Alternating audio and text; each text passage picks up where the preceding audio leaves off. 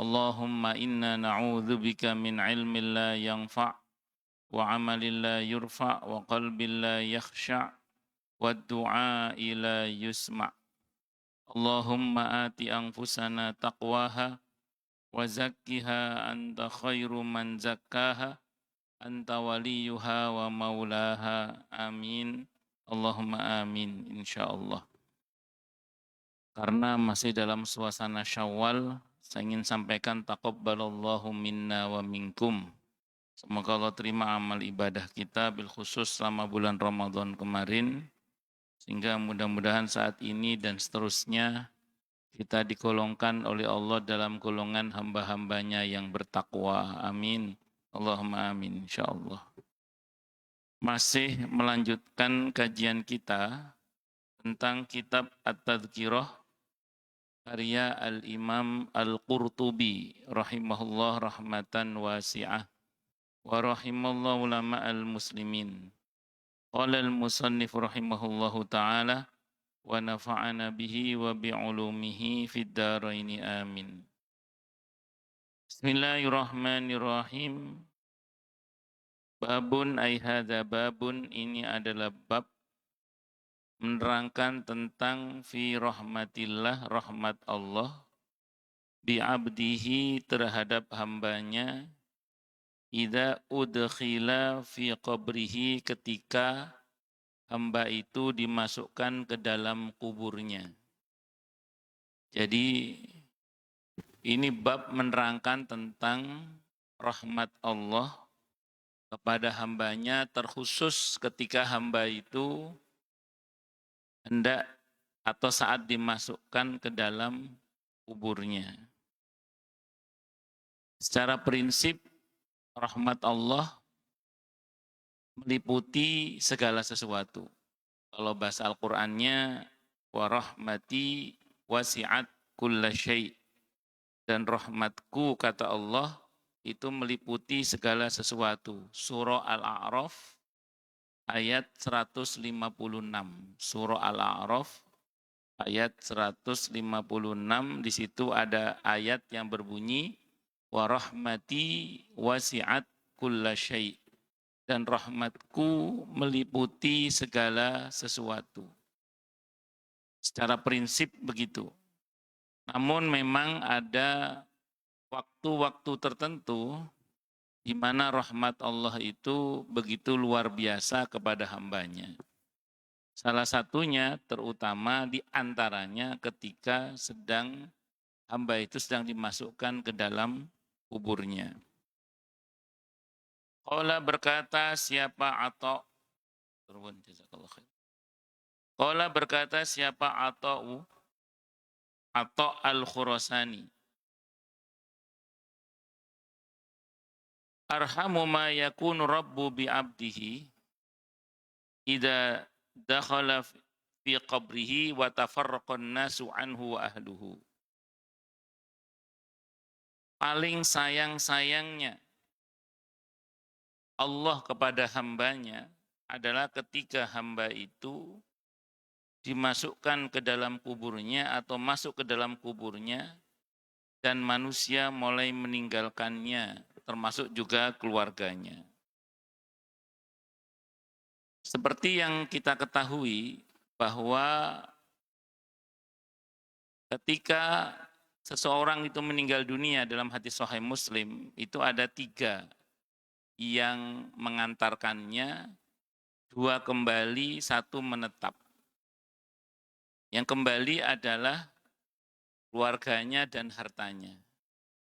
Yang menetap itu adalah amalnya. Dan dikatakan dalam riwayat ini, paling sayang-sayangnya Allah kepada hambanya itu diantaranya di saat hamba itu dimasukkan ke dalam kuburnya. Tentu kalau yang menemani adalah amalan yang menyebabkan dia dirahmati oleh Allah. Itu maksudnya. Tapi kalau yang menemaninya adalah amalan yang membuat dia dimurkai oleh Allah, tentu keadaannya berbeda. Karena saya ulang, yang menetap membersamainya itu adalah amalnya.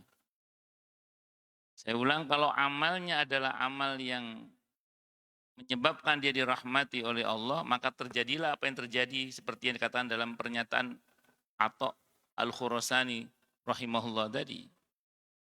Tetapi kalau seandainya amal yang menemaninya adalah amalan yang buat dia dimurkai oleh Allah, itu jadi lain bab nanti.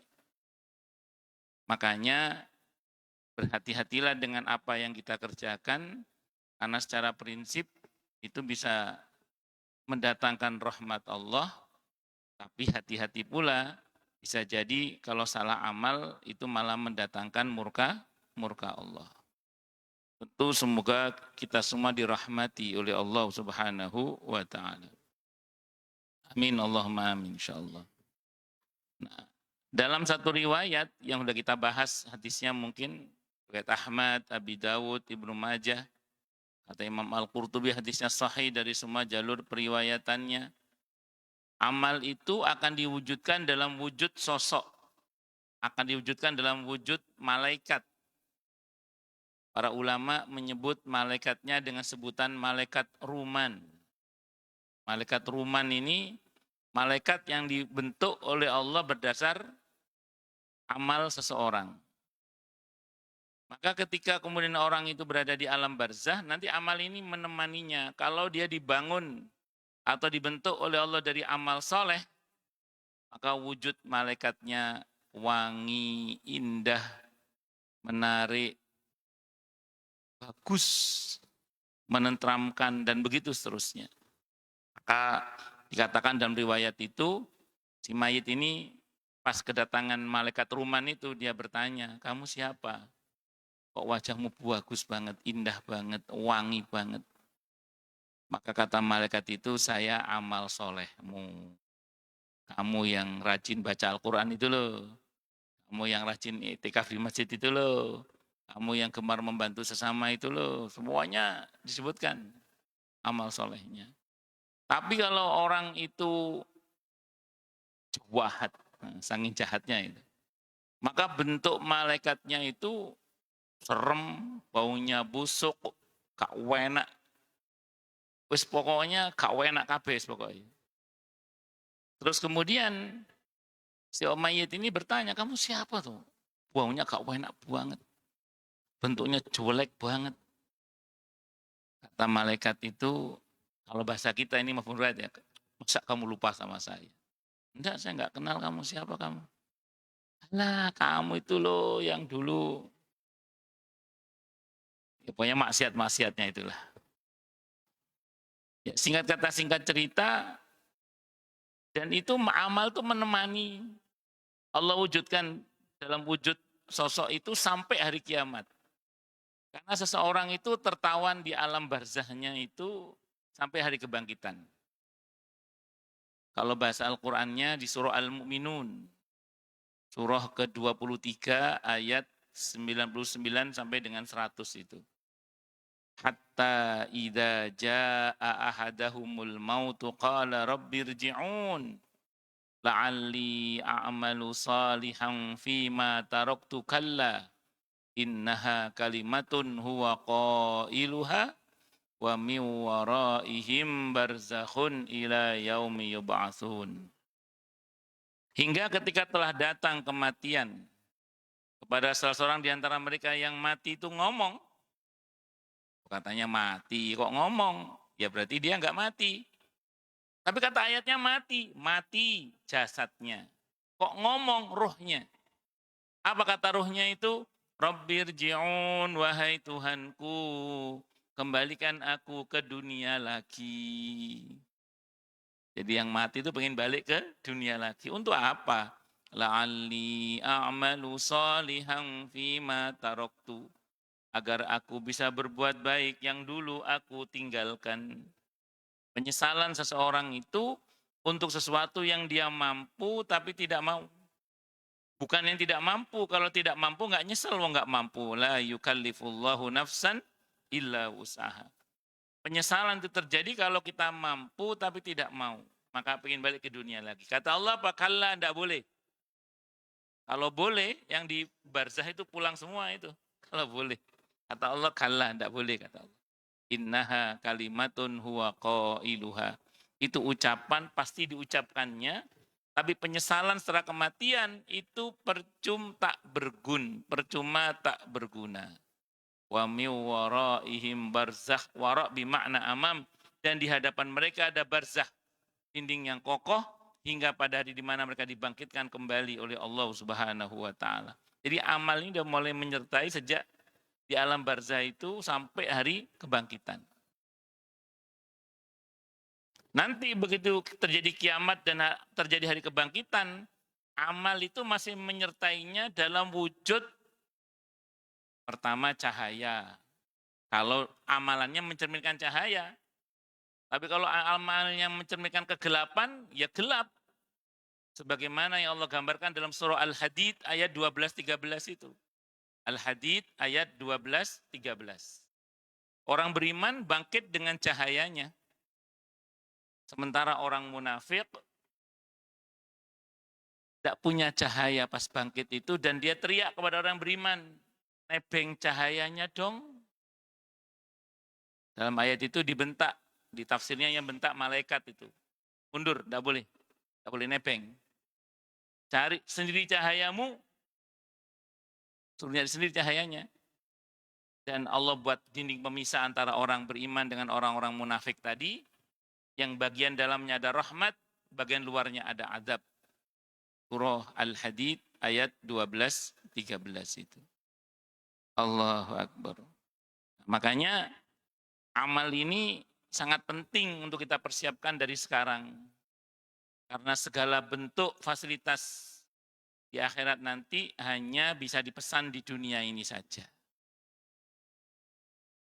Belum lagi nanti dalam wujud amal itu, dalam wujud fisik kita ketika kita dibangkitkan di Yaumul Ba'as. Karena posisi seseorang ketika dibangkitkan itu bentuk tubuhnya berdasar informasi amalnya. Sebagaimana Allah firmankan dalam Al-Quran di surah Az-Zalzalah itu. Yauma idzi yasdurun nasu ashtatan liyurau a'malahum. Pada hari di mana manusia keluar dari kuburnya dengan bentuknya yang ashtata. Ashtata itu bentuk jamak dari kata syatta. Syatta kata tunggalnya artinya macam-macam. Nah, ini jamak. Berarti apa? Ashtata itu berartinya apa? Berarti mau-wacem. Agar diperlihatkan kepada mereka akibat dari perbuatan mereka. Itu bentuk tubuh kita nanti itu dibentuk berdasarkan informasi amal kita. Maka ada yang wujuhu yauma idin na'imah bisa'iha radiyah. Bangkit dalam wujud yang sumringah. Bahagia, sempurna, bercahaya tadi. Tapi ada yang wujuhu yauma idin khosyi'ah. Tertunduk, malu, lecek, kumel, cacat. Na'udzubillahi min syarri dzalik. Sebagaimana yang Allah gambarkan antara lain dalam surah Toha ayat 124, 125, 126 itu. Surah Toha ayat 124, 125, 126. Ketika ada orang yang di mahsyar dia berkata, lima hasyartani a'ma wa qad kuntu basira. Ya Allah, kenapa engkau giring aku di mahsyar dalam keadaan buta, padahal tadinya aku melek. Apa jawaban Allah? Kadzalika atatka ayatuna fanasitaha wa kadzalikal yauma tunsa. Sebagaimana telah datang kepadamu ayat-ayat kami, tapi kamu mengabaikannya. Sebagaimana dulu kamu mengabaikannya, sekarang pun kamu diabaikan. Itu Allah murka saja, jawab apa? Bahasanya masih halus. Sebagaimana telah datang kepadamu ayat-ayat kami dan kamu mengabaikannya, maka sekarang kamu diabaikan. Itu kalau bahasa terjemahan versi Jawa Timur, sebagaimana telah datang kepadamu ayat-ayat kami, tapi matamu tidak pernah dipakai untuk membacanya, sebagaimana dulu matamu tidak pernah dipakai untuk membacanya, maka sekarang matamu dibutakan. Kira-kira gitulah. Itu terjemahan versi Jawa Timurnya gitu kira-kira. Kira-kira gitu kira-kira. Itu tadi Allah murka saja bahasanya halus gitu. Kalau orang Jawa Timur itu tadi bahasanya itu tidak diantaranya. Allahu Akbar. Makanya lagi-lagi amal. Maka kembali pada pokok bahasan kita ya. apakah akan dirahmati atau diadab di kuburnya, diantaranya dikembalikan kepada amalnya. Apakah amalnya selama ini mencerminkan rahmat Allah ataukah mencerminkan naudzubillah adab, naudzubillah, naudzubillah min syarri dzalik. Semoga Allah rahmati kita semua. Amin. Allahumma amin insyaallah. Allah rahmati kita semua dan kedua orang tua kita semua. Amin. Allahumma amin insyaallah. Waruya dan diriwayatkan an Ibni Abbas dari Abdullah ibn Abbas radhiyallahu anhuma marfu'an secara marfu'. Hadisnya ini marfu' terangkat sampai ke Rasulullah Muhammad sallallahu alaihi wasallam. Wa qala Abu Ghalibin dan berkata, hadis tadi itu marfu' dari Ibnu Abbas marfu' sampai ke Rasulullah Muhammad sallallahu alaihi wasallam. Yang tadi bahwa seseorang itu Allah amat sangat sayang kepada hambanya saat hamba itu dimasukkan ke dalam kuburnya. Saya ulang, tentu kalau amalannya mencerminkan rahmat Allah. Wa qala Abu Ghalib, berkata siapa Abu Ghalib? Kuntu adalah aku akhtalifu ila Abi Umamah al-Bahili bisyam. Aku bolak-balik sowan kepada Abu Umamah al-Bahili radhiyallahu an bisyam di bumi Syam. Ini sahabat Nabi ya. Fadakhaltu yauman, maka suatu hari aku masuk menemui ala fatan maridin, atas seorang anak muda yang sedang sakit. Min jirani Abi Umamah, dari tetangganya Abi Umamah radhiyallahu an. Wa indau, dan di sisi anak muda tadi amun lahu, ada pamannya. Wa huwa yaqul, dan pamannya berkata kepada anak muda tadi. Jadi suatu saat Abu Ghalib memang beliau sering sowan ke Abu Umamah di Syam. Hingga suatu saat beliau ada momen terjadi ketika tetangganya Abu Umamah mengalami sakit. Saat itu dijenguk oleh Abu Ghalib bersama Abu Umamah radhiyallahu an itu. Nah, pas dijenguk itu rupanya di samping anak muda itu ada pamannya. Apa kata pamannya kepada anak muda yang sedang sakit itu? Ya aduwallah, hei musuh Allah, alam amurka, bukankah aku dulu pernah memerintahkan kamu? Alam anhaka, bukankah aku telah mencegahmu? Maksudnya wis bolak-balik cung, kamu dulu saya suruh untuk berbuat baik. Wis bolak-balik cung, kamu dulu aku cegah jangan berbuat yang enggak benar. Waqala al-fata, maka berkata anak muda tadi, ya ammah, duh pamanku, lau annallaha dafa'ani ila walidati, kaifa kanat sani'atan bi. Duh pamanku, andaikan Allah menyerahkan aku kepada ibuku, kira-kira apa yang akan dibuat oleh ibuku kepadaku? Qala, pamannya berkata, tudkhilukal jannata. Oh, lah yang ibumu, cung, kamu pasti dimasukkan surga, ibumu. Qala, anak muda itu berkata, Allahu arhamu bi min walidati. Sesungguhnya Allah itu, wahai pamanku, arhamu bi, lebih sayang kepadaku, min walidati, dibandingkan dengan ibuku. Ini kata anak muda tadi. Wa qubidul fata, dan akhirnya dicabutlah nyawa anak muda tadi. Fadakhaltul qabra ma'a ammihi, maka aku pun masuk ke dalam kuburan anak muda tadi bersama dengan pamannya, ikut ke pemakaman hingga masuk ke dalam kuburannya. Falamma ansawahu saha wa fazi'a. Maka ketika pamannya tadi sudah mulai merapikan atau mulai akan menutup kuburan anak muda tadi, tiba-tiba beliau berteriak dan pingsan. Qultu, maka aku berkata lahu kepadanya, malakah? Apa yang terjadi padamu? Kok tiba-tiba kamu berteriak dan pingsan? Qala, orang tadi berkata, usihalahu fi qabrihi, ponakanku ini kuburnya dilapangkan.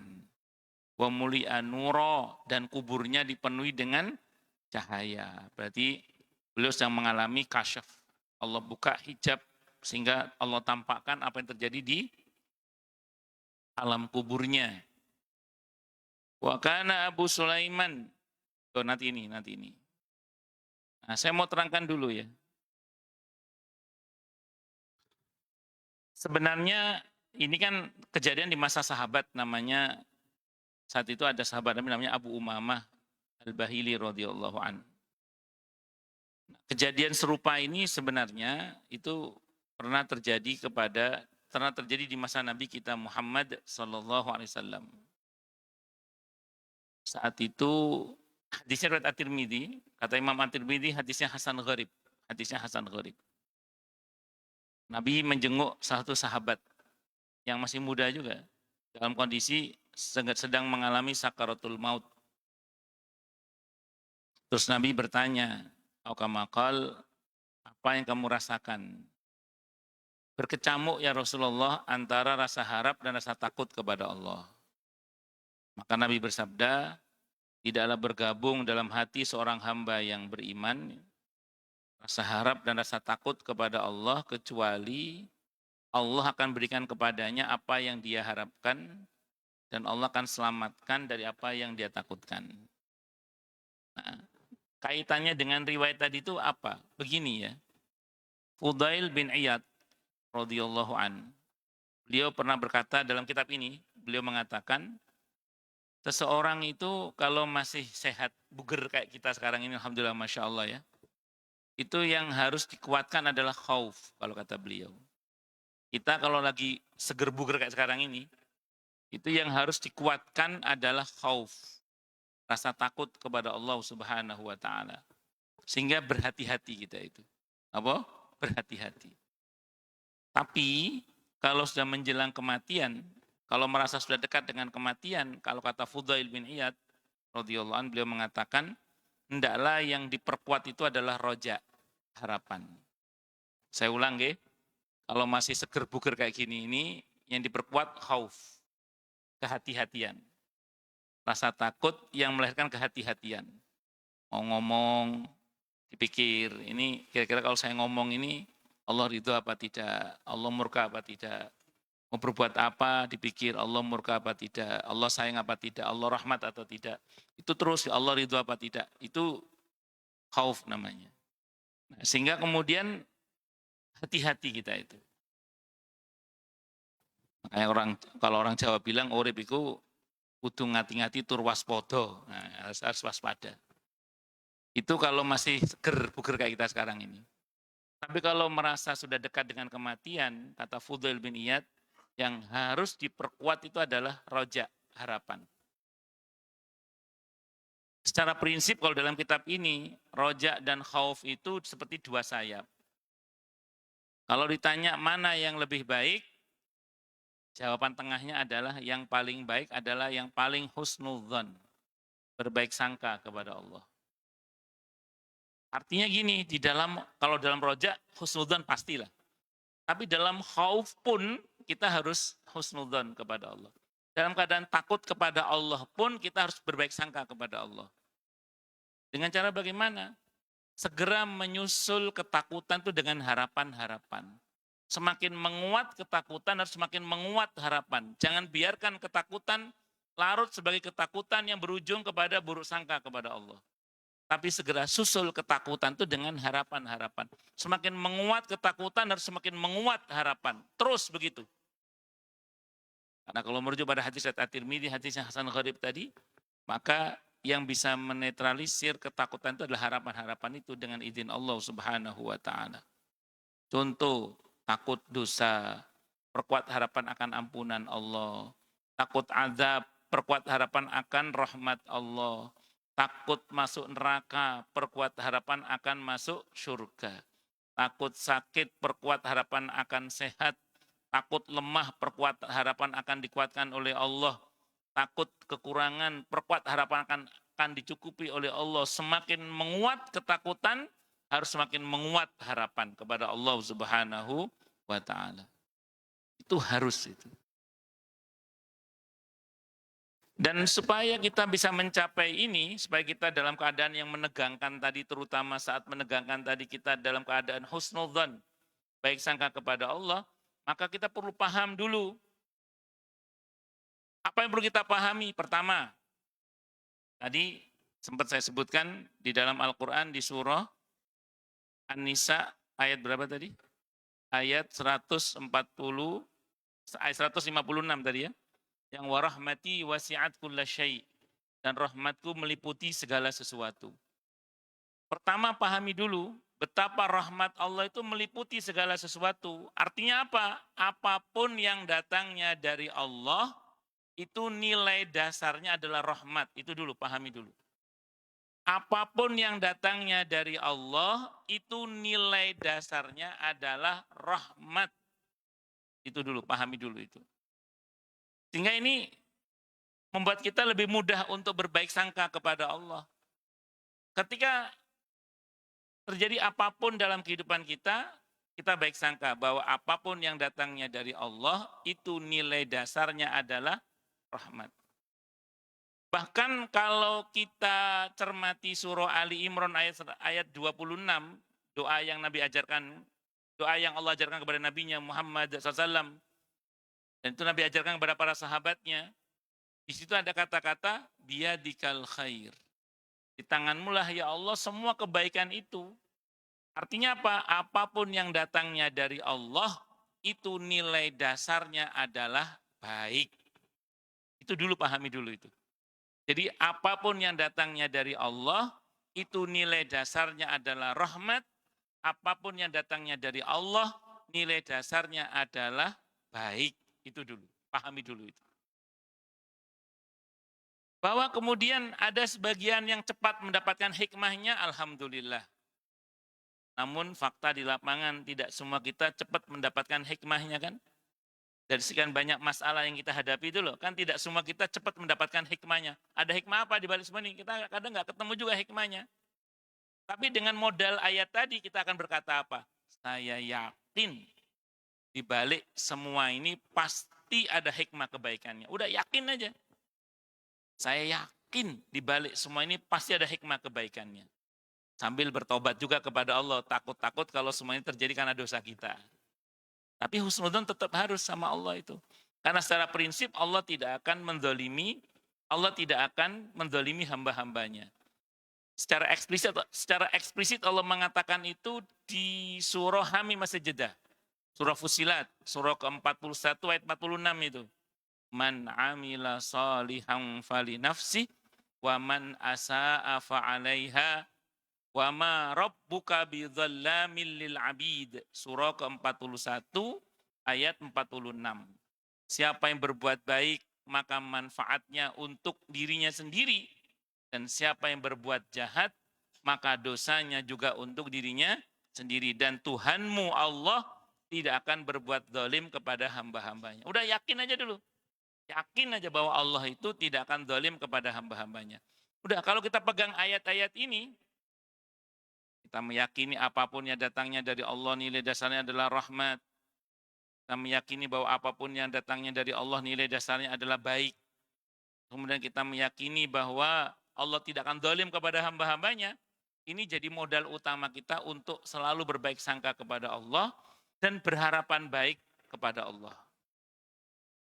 Nah, saya pas bahas begini, ada yang nanya ke saya, Ustadz, lalu bagaimana dengan hadis Nabi kita Muhammad SAW yang mengatakan bahwa ada orang yang beramal dengan amalan ahli surga seumur-umur, kurang sejengkal antara dia dengan kematiannya, takdir mendahulunya, maka dia pun beramal dengan amalan ahli neraka dan akhirnya dia masuk neraka. Ada orang yang seumur-umur beramal dengan amalan ahli neraka, kurang sejengkal antara dia dengan kematiannya, takdir mendahulunya, maka kemudian dia berbuat dengan amalan ahli surga, maka dia pun masuk surga. Maka saya jawab, sependek yang pernah saya baca dari penjelasan para ulama, di antaranya Ibnu Daqiqil Aid rahimahullah ketika mensyarah hadis itu, beliau mengatakan kata para ulama ini jarang terjadi. Ini jarang terjadi. Orang yang seumur-umur berbuat dengan amalan ahli surga, kurang sejengkal antara dia dengan kematiannya, catatan takdir mendahulunya, maka dia berbuat dengan amal ahli neraka, maka dia masuk neraka. Kata para ulama ini jarang terjadi. Jarang terjadi. Yang sering terjadi, mata ala ma'asya. Umumnya orang itu mati menurut kebiasaannya. Umumnya orang itu mata ala ma'asya. Umumnya orang itu mati menurut kebiasaannya. Terus kenapa Nabi menyabdakan ini? Untuk pengingat. Agar kita yang selama ini berusaha baik, jangan lupa loh, kita ini butuh pertolongan Allah untuk husnul khotimah.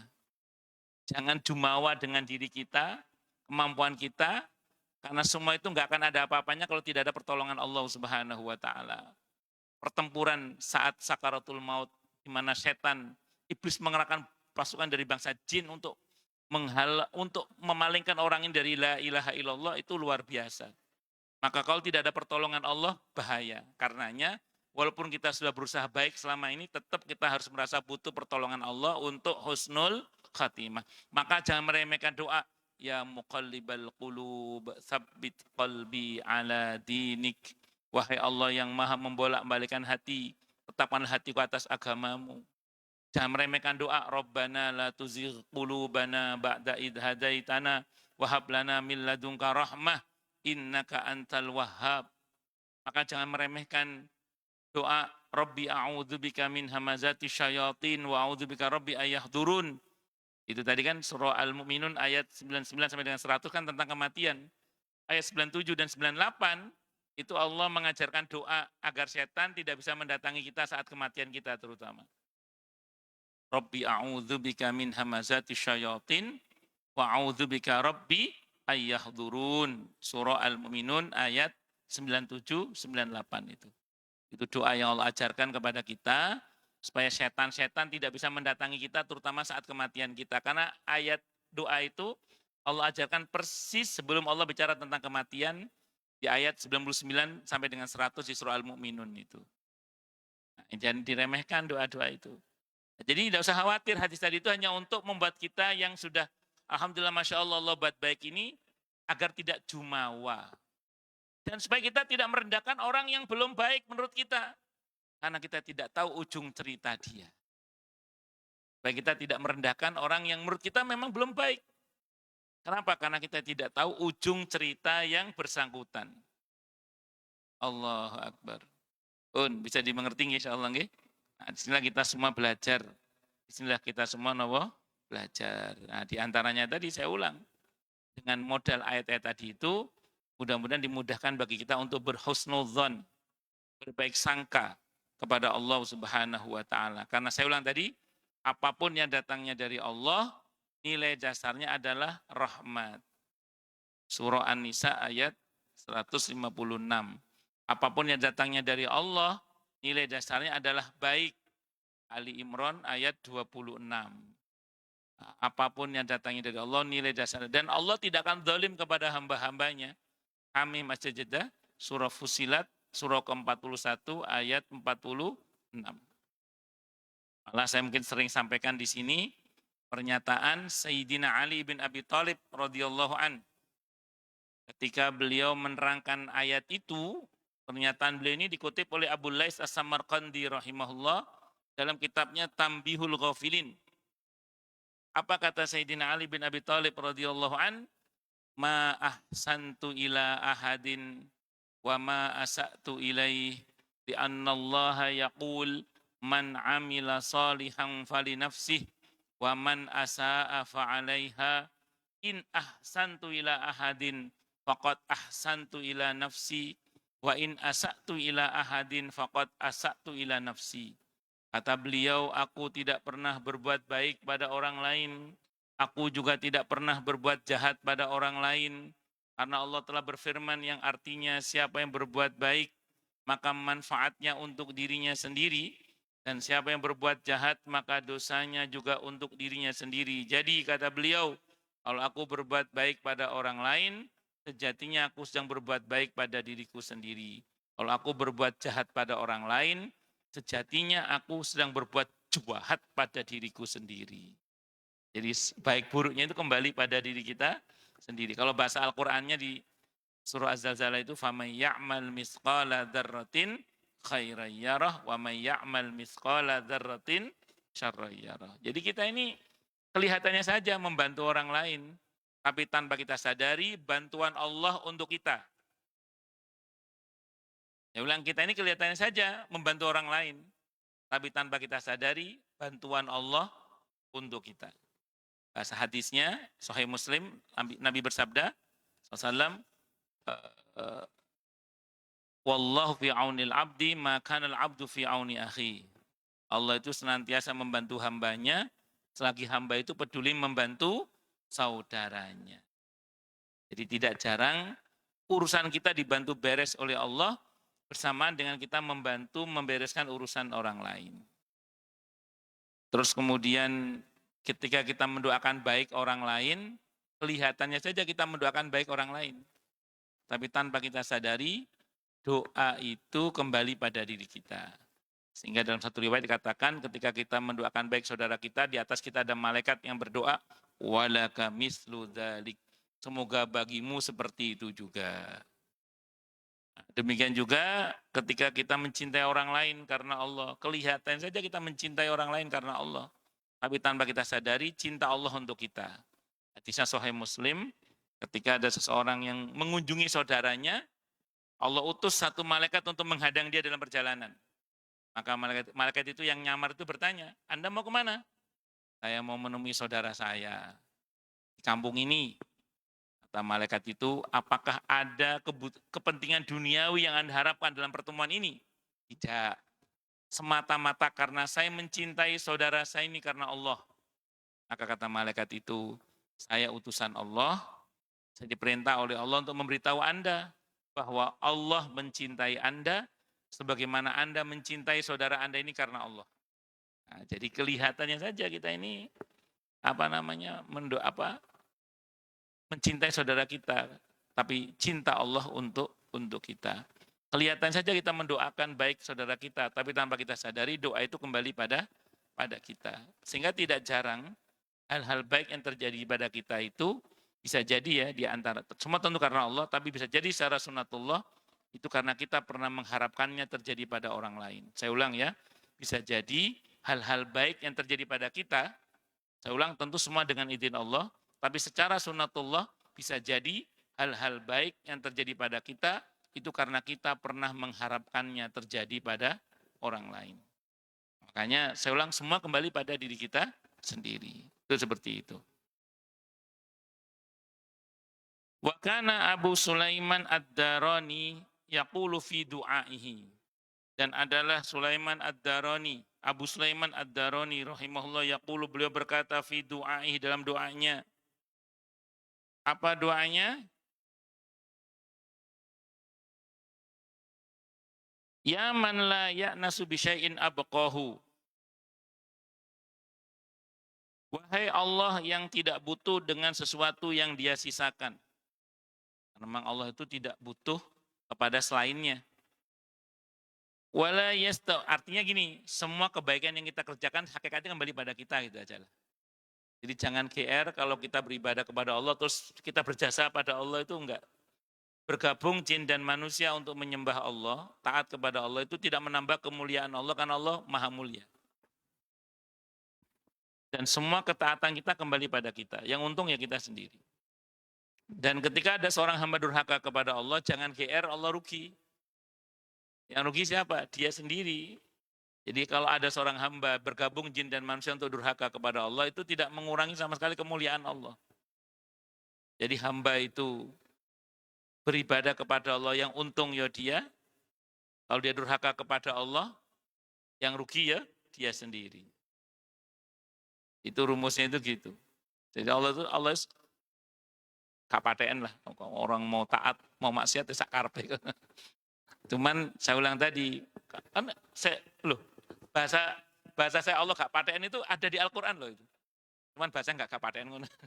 Surah Al-Kahfi itu loh. Al-Kahfi ayat 29 itu. Waman sya'a fal yu'min, waman sya'a fal yakfur. Itu Allah yang bilang. Yang mau beriman silakan beriman kata Allah. Yang mau kafir silakan kafir. Di ayat itu Allah ingatkan kalau milih kafir ada resikonya di ayat itu. Al-Kahfi ayat berapa? 29. Waman sya'a fal yu'min, waman sya'a fal yakfur. Yang mau beriman silakan beriman. Yang mau kafir silakan kafir. Tapi tanggung risikonya kalau milih kafir itu. Nah, itu ada di Al-Kahfi ayat berapa? 29. Allah gak paten kafir sakarepmu, iman ya sakarepmu. Tanggung konsekuensi. Semua kembali pada kita. Allah itu nggak butuh kepada selainnya. Kita yang butuh menyembah Allah, karena hakikatnya semua akan kembali pada diri kita. Wala yastauhishu min syai'in afnahu. Dan Allah pun juga tidak akan rugi dengan sesuatu yang Allah hilangkan atau Allah binasakan. Jadi apapun yang kemudian Allah hilangkan, Allah hancurkan, Allah ya nggak rugi sama sekali. Karena apapun yang datangnya dari Allah, apapun yang terjadi pada makhluknya, itu hakikatnya ya Allah nggak butuh gitu aja. Sejatinya yang butuh kepada Allah itu adalah makhluk. Sementara Allah kepada makhluk itu tidak butuh sama sekali.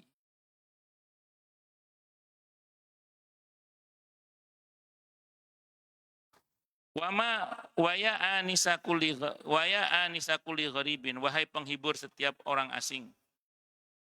Irham fil qabri gharbati, rahmatilah keterasinganku di dalam kuburku. Maksudnya berharap kepada Allah agar beliau ini dirahmati oleh Allah saat terutama berada di dalam kuburan sendirian. Sebenarnya dalam kubur itu kita tidak pernah sendiri. Karena kita ditemani oleh amal kita. Makanya mohon agar yang menemani itu amal yang mendatangkan rahmat. Wa ya saniya kulli wahidin, wahai zat yang selalu membersamai yang sendirian. Anis fil qabri wahdati, hiburlah kesendirianku di dalam kuburku. Itu doanya Abu Sulaiman Ad-Darani. Dihibur dengan apa? Dengan diutusnya malaikat yang dibentuk dengan amal yang soleh.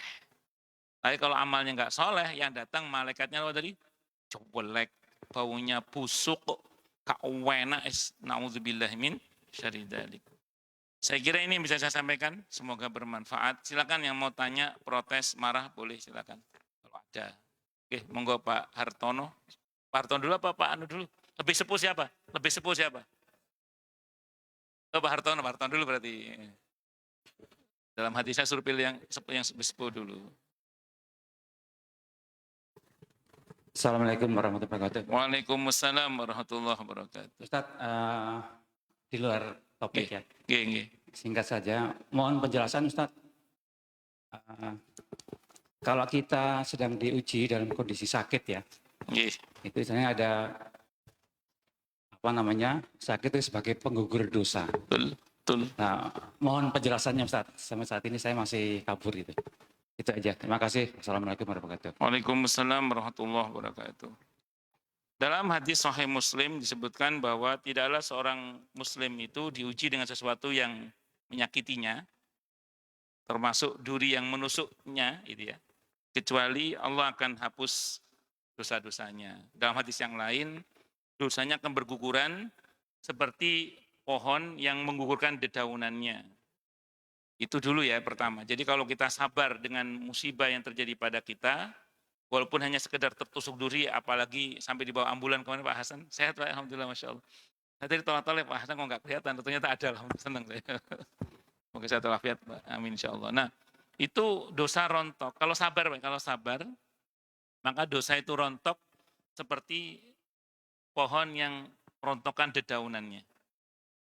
Tapi saya baca dalam hadis riwayat Ahmad, hadis qudsi, ada dalam kumpulan sahih hadis qudsi. Hadisnya sahih li ghairihi. Kalau ada orang diuji dengan sesuatu yang dia tidak sukai, kemudian dia kok bersyukur, Allah akan ampuni dosanya seperti bayi yang baru lahir dari rahim ibunya. Hadisnya riwayat Ahmad, hadisnya sahih li ghairihi. Ada dalam kumpulan sahih hadis qudsi. Ada orang kok sakit sanggup bersyukur, itu dosanya dihapus oleh Allah seperti bayi yang baru lahir dari rahim ibunya. Nah, pertanyaannya menarik, memahami ini bagaimana? Begini ya, jangan terus, ini kata para ulama, kalau ada keutamaan tentang musibah, tetap kita tidak boleh minta musibah, tidak boleh. Ini saya kok sehat terus ya? Oh ya sekali-kali sakit itu loh ya Allah, nggak boleh gitu, nggak boleh. Tetap tidak boleh, tetap harus minta siha wal afiyah, minta afiyah tetap harus. Tidak boleh minta sakit. Jadi karena jangan sampai gara-gara kita membaca keutamaan musibah, terus minta musibah, tidak boleh. Tidak boleh. Tapi tetap harus minta afiah. Karena apa? Karena di dalam Islam ada rumus, Pak. Sebagaimana sabar merontokkan dosa, bersyukur itu juga merontokkan dosa. Jadi ketika ada orang dalam musibah dia bersabar, dalam nikmat dia bersyukur, apalagi tadi dalam musibah pun dia bersyukur, wah itu luar biasa. Dan ini hanya enak ngomongnya aja, Pak. Tapi prakteknya sulit pakai dal. Nah, makanya pernah suatu saat itu ada jamaah itu kena musibah. Ibu-ibu, beliau nanya ke saya, Ustadz, saya kena musibah, tolong doakan saya, tolong nasihati saya. Karena yang nanya ini ketua MTI, bukan MTI Khairunisa Bumi, bukan MTI sana di Cikunir sana. Nah, saya bilang sama beliau, ya udah disyukuri aja Bu. Karena yang nanya orang MTI, saya jawab disyukuri aja saya. Beliau balik nanya, emang musibah bisa disyukuri Ustadz? Bisa. Caranya, saya nanya balik ke beliau, dari apa yang telah Allah ambil dari ibu, dengan apa yang masih Allah berikan kepada ibu, lebih banyak mana? Ya sih Ustadz, lebih banyak yang masih Allah kasih. Ya udah itu syukuri. Jadi jangan fokus pada yang sedikit yang hilang, tapi lebih fokuslah kepada yang lebih banyak yang masih ada. Ini kan perkara molak-malik pikiran, Pak. Dan ini saya ulang tadi, cuman enak ngomongnya aja ini kadang. Prakteknya apa? Sulit pakai dal. Makanya Pak Hartono, kita yang udah mulai umur 40 tahun lebih nih Pak, Bapak 40 tahun kurang. Jadi kita yang udah mulai umur 40 tahun lebih ini, ada yang lebih banyak, ada yang lebih dikit ya, itu sudah harus berdoa agar dibimbing oleh Allah untuk bersyukur. Jadi orang itu kalau merujuk pada arahan Quran, Al-Quran surah Al-Ahqaf ayat 15 itu. Surah Al-Ahqaf ayat 15. Surah ke-46 ayat 15. Orang itu semakin tua harus semakin bersyukur. Arahan Allah begitu. Rabbi auzi'ni an ashkura ni'mataka allati an'amta alayya.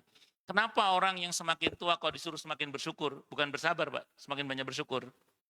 Karena sabar itu menahan. Dan itu berat. Fisik kita bukan tambah menguat, tapi tambah melemah. Fisik kita itu. Saya walaupun melihat Pak Ridwan goes, tapi kayaknya sekarang lebih sering jalan Pak sama istri ya. Atau sama anak jalan itu Pak. Iya, jalan apa goes? Masih goes Bapak? Masih ya? Ya, tapi kan orang semakin tua nggak bisa dibohongi, umur nggak bisa dibohongi, leres ya, betul ya. Fisik itu semakin melemah. Kalau dipakai nahan nggak cocok Pak. Yang cocok itu syukur itu plong. Nah, ngomong syukur itu cuma enak ngomongnya aja Pak. Makanya kita butuh bimbingan Allah.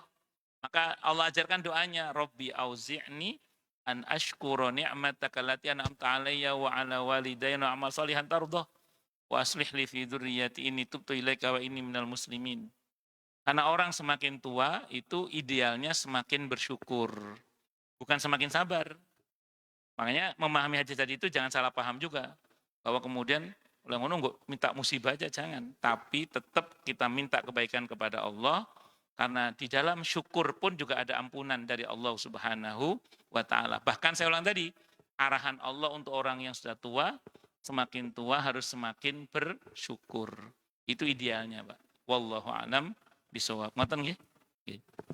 Monggo, Pak Hardianto.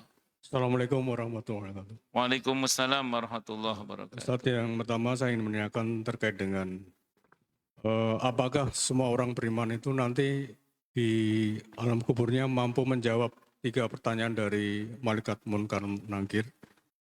Itu yang pertama. Kemudian yang kedua terkait dengan suatu hadis, yaitu hadis Muslim dan terkait dengan percakapan Rasulullah SAW dengan sahabat Mu'adz bin Jabal, Ustaz. Ini kalau izin kami bacakan. Yeah. Rasulullah SAW bersabda kepada Mu'adz, "Wahai Mu'adz, tahukah engkau apa hak atas Allah pada hambanya dan apa hak hamba atas Allah?" Mu'adz menjawab, "Allah dan Rasulnya lebih mengetahui." Rasulullah SAW bersabda, "Hak Allah dan hambanya adalah mereka menyembahnya dan tidak menyekutukannya dengan sesuatu apapun, dan Dan hak hamba Allah adalah Allah tidak akan mengazab orang yang tidak menyekutukannya. Allah tidak akan menghadap Menyetuku. yang ya, terus. Nah, kemudian dilanjutkan, ya Rasulullah, apakah kami boleh mengabarkan kabar gembira ini kepada umat? Rasulullah menjawab, jangan kau kabarkan karena akan membuat umat lalai berbeda atau menggantungkan pada nasib. Nah, ini konteksnya apakah dengan demikian semua orang Muslim dengan apapun buruk atau tidaknya itu asal beriman itu udah pasti dijamin Allah masuk surga. Baik. Terima kasih. Assalamualaikum warahmatullahi wabarakatuh. Waalaikumsalam warahmatullahi wabarakatuh. Apakah setiap orang Islam itu akan bisa menjawab pertanyaan kubur? Jawabannya tidak. Buktinya ada istilah azab kubur untuk orang Islam bahkan termasuk diantaranya. Sehingga ada, kalau dalam hadis riwayat Abi Dawud, itu kan ada orang-orang tertentu ketika ditanya, man rabbuka la adri. Kamu kenal orang ini apa enggak? Itu Nabi Muhammad SAW, la adri. Begitu seterusnya. Nah, itu sebagian terjadi kepada orang Islam yang memang dia di dunia amalannya tidak cocok dengan pertanyaan kubur itu. Kalau amalannya cocok dengan pertanyaan kubur itu, dia akan bisa jawab. Karenanya pertanyaan kubur itu jawabannya nggak bisa dihafalkan. Nggak bisa nyontek. Makanya istilah adab kubur itu ada berlaku untuk orang beriman juga. Kalau orang kafir nggak usah kita bahas lah, udah pasti itu. Tapi untuk orang beriman ada juga ternyata. Itu. Namun saya ulang sekali lagi, untuk orang yang beriman, seorang muslim, itu ujungnya pasti selamat. Mungkin jenengan pernah membaca satu riwayat tentang ketika orang beriman dimasukkan ke neraka, apa kata orang-orang musyrik? Ternyata sama saja. Sebagaimana kami masuk neraka, kamu juga masuk neraka. Itu Allah nggak terima itu.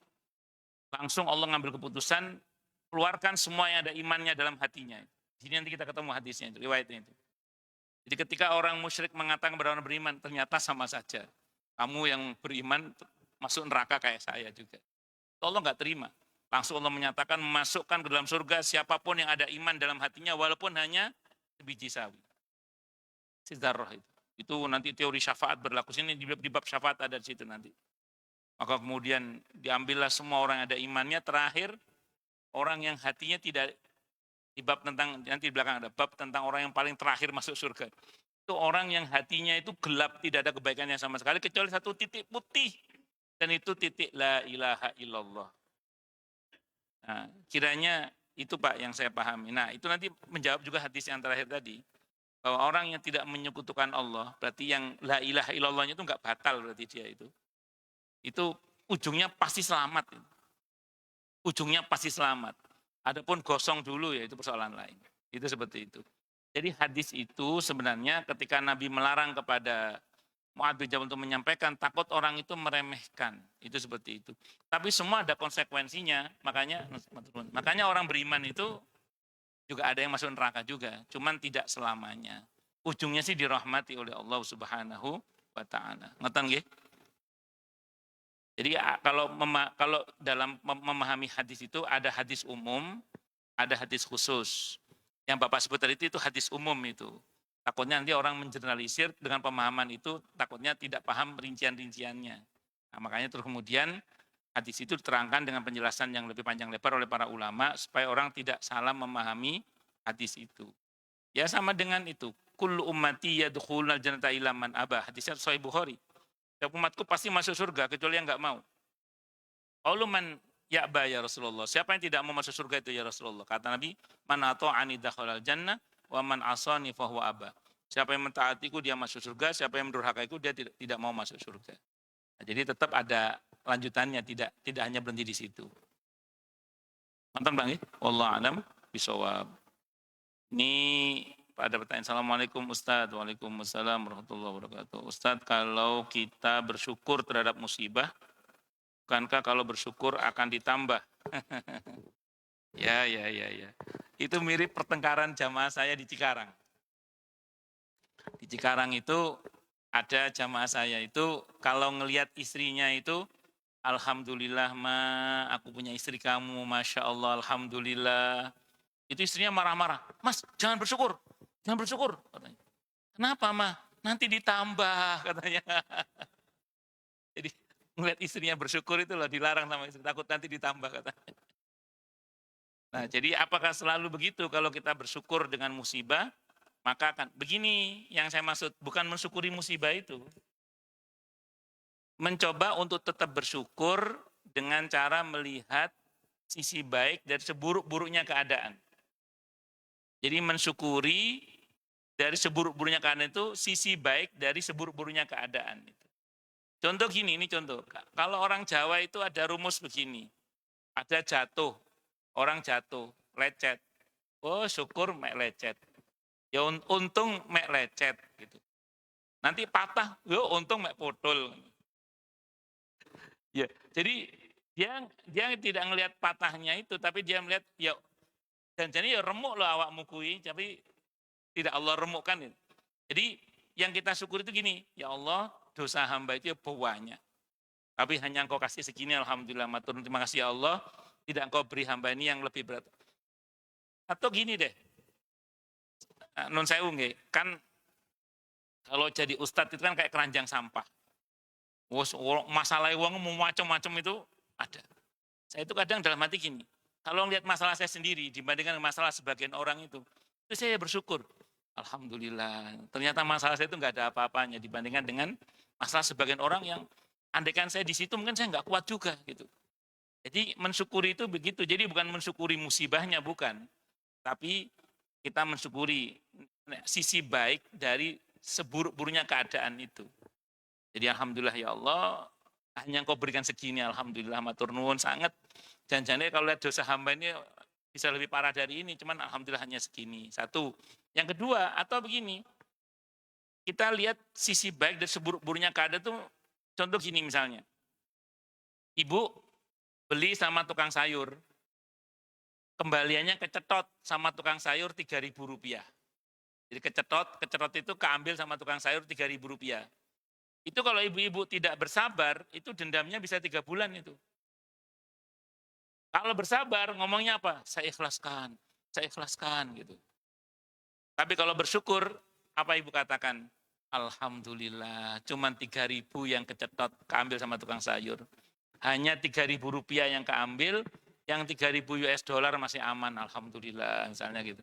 Jadi ibu nggak fokus pada yang hilang itu, tapi lebih fokus kepada yang masih ada yang lebih baik. Jadi bersyukur itu begitu ya. Jadi bukan alhamdulillah ya Allah hamba sakit, ore, bukan itu bukan.